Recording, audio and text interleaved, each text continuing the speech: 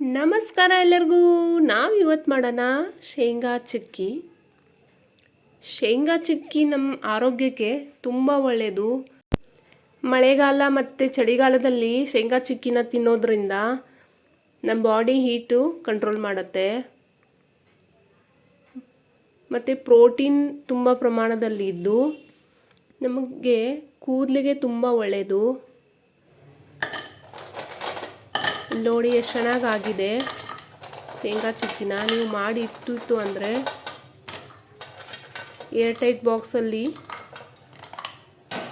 ಒಂದು ತಿಂಗಳ ತನಕ ಆರಾಮ್ಸೆ ನೀವು ಸ್ಟೋರ್ ಮಾಡಿ ಇಡಬಹುದು, ಏನೂ ಹಾಳಾಗಲ್ಲ. ನೋಡಿ ಎಷ್ಟು ಚೆನ್ನಾಗಿ ಬಂದಿದೆ. ಮಕ್ಕಳು ತುಂಬ ಇಷ್ಟಪಟ್ಟು ತಿಂತಾರೆ. ಇದಕ್ಕೆ ಬೇಕಾಗುವಂಥ ಸಾಮಗ್ರಿ, 1 ಕಪ್ಪದಷ್ಟು ನೀವು ಶೇಂಗಾ ತಗೊಂಡ್ರೆ 3/4 ಕಪ್ದಷ್ಟು ಬೆಲ್ಲ ತಗೋಬೇಕಾಗತ್ತೆ. ಒಂದು ಪಾತ್ರೆ ತಗೊಳ್ಳಿ, ಅದರೊಳಗೆ ಅರ್ಧ ಚಮಚದಷ್ಟು ತುಪ್ಪ ಹಾಕಿಬಿಟ್ಟು ಬೆಲ್ಲ ಹಾಕಿಬಿಡಿ. ಲೋ ಫ್ಲೇಮಲ್ಲೇ ನೀವು ಇದನ್ನು ಫ್ರೈ ಮಾಡ್ಕೊತಾ ಇರಬೇಕು. ಬೆಲ್ಲ ಕರಗಿಸ್ಕೋಬೇಕು.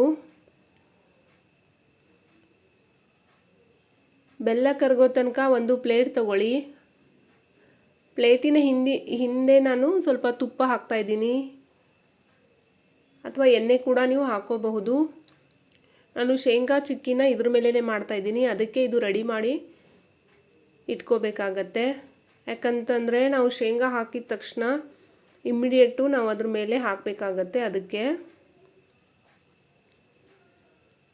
ಲೋ ಫ್ಲೇಮಲ್ಲೇ ನಾವು ಬೆಲ್ಲನ ಕರಗಿಸ್ಕೋಬೇಕಾಗತ್ತೆ. ಬೆಳೆಯೋ ಮಕ್ಕಳಿಗೆ ನಾವು ಪ್ರತಿದಿನ ಒಂದು ಶೇಂಗಾ ಚಿಕ್ಕಿನ ಕೊಡಬೇಕಾಗತ್ತೆ. ತುಂಬ ಹೆಲ್ದಿ ಕೂಡ ಇದೆ. ವಯಸ್ಸಾದವರು ಕೂಡ ನಾವು ಕೊಡಬಹುದು. ಪ್ರೋಟೀನ್ ಹೆಚ್ಚಿನ ಮಾತ್ರದಲ್ಲಿರೋದ್ರಿಂದ ಆರೋಗ್ಯಕ್ಕೆ ತುಂಬ ಒಳ್ಳೆಯದಿರುತ್ತೆ. ಬೆಲ್ಲ ಕರಗಿಬಿಟ್ಟು ಬಬಲ್ಸ್ ಬರ್ತಾ ಇದೆ. ಒಂದು ರೂಮ್ ಟೆಂಪ್ರೇಚರ್ನಲ್ಲಿರುವ ನೀರು ತಗೊಂಡು ಒಂದು ಪ್ಲೇಟಿಗೆ ಹಾಕ್ಕೊಳ್ಳಿ. ಅದರೊಳಗೆ ಸ್ವಲ್ಪ ಬೆಲ್ಲ ಹಾಕ್ಕೊಂಡು ಈ ರೀತಿ ಚೆಕ್ ಮಾಡ್ಕೊಳ್ಳಿ. ಚೆಕ್ ಮಾಡಿದ ಮೇಲೆ ಇಮಿಡಿಯೇಟ್ ಹಾಕಿದ ತಕ್ಷಣ ಅದು ಉಂಡೆ ಥರ ಆಗಬೇಕು.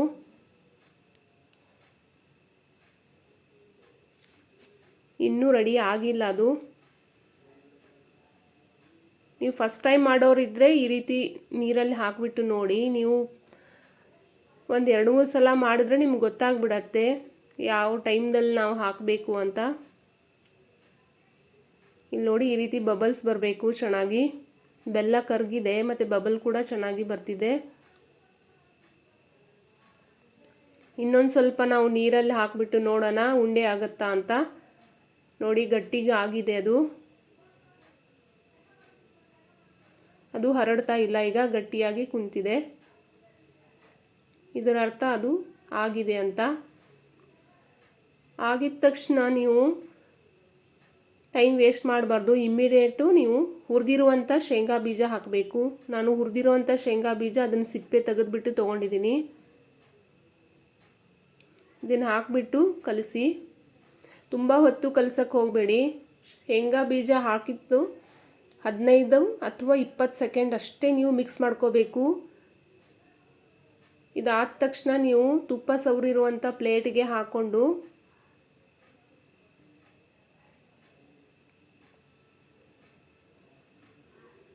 ನೀವು ಒಂದು ಸ್ಪೂನ್ ಅಥವಾ ಬೌಲ್ ತೊಗೊಂಡು ಅದನ್ನು ಸ್ಪ್ರೆಡ್ ಮಾಡ್ಕೊಳ್ಳಿ.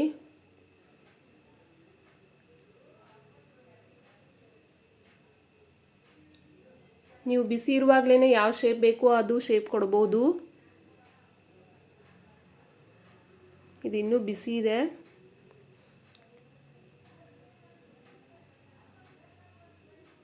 ನಾನು ಹಾಕಿ ಇದು ಒಂದು 5 ನಿಮಿಷ ಕೂಡ ಆಗಿಲ್ಲ ಇನ್ನೂ, ಆದ್ರೂ ನಾನು ಶೇಪ್ ಕೊಡ್ತಾ ಇದ್ದೀನಿ. ಆಮೇಲೆ ನಾವು ಕಟ್ ಮಾಡೋಕ್ಕಾಗಲ್ಲ, ಅಷ್ಟು ಹಾರ್ಡಾಗಿಬಿಡುತ್ತೆ. ನಾನು ಜಸ್ಟು ಹಿಂಗೆ ಶೇಪ್ ಕೊಡ್ತಾ ಇದ್ದೀನಿ ಕಟ್ ಮಾಡಲಿಕ್ಕೆ. ನೀವು ಉಂಡೆ ಕೂಡ ಮಾಡಬಹುದು, ಬಟ್ ಹುಷಾರಾಗಿ ಮಾಡಿ. ತುಂಬ ಬಿಸಿ ಇರುತ್ತೆ ಬೆಲ್ಲ, ಕೈಗೆ ತಾಕಿದ್ರೆ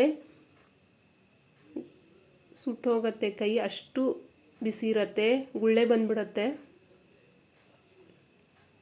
ಬಟ್ ತಿನ್ನೋದಕ್ಕಂತೂ ತುಂಬ ಟೇಸ್ಟಿಯಾಗಿರುತ್ತೆ. ಬೇಕ್ರಿಯಿಂದ ತರೋದು ಅವಶ್ಯಕತೆಯೇ ಇಲ್ಲ.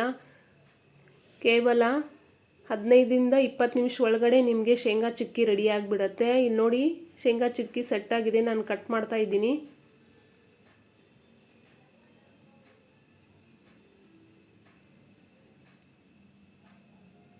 ಕಡಲೆ ಬೀಜ ನೀವು ಹುರಿದಿರುವಂಥದ್ದಿತ್ತು ಅಂದರೆ ಬೇಗ ಮಾಡಿಬಿಡ್ಬೋದು. ಮಕ್ಕಳಿಗೆ ಬಾಕ್ಸ್ಗೆ ಕೂಡ ಕೊಡಬಹುದು.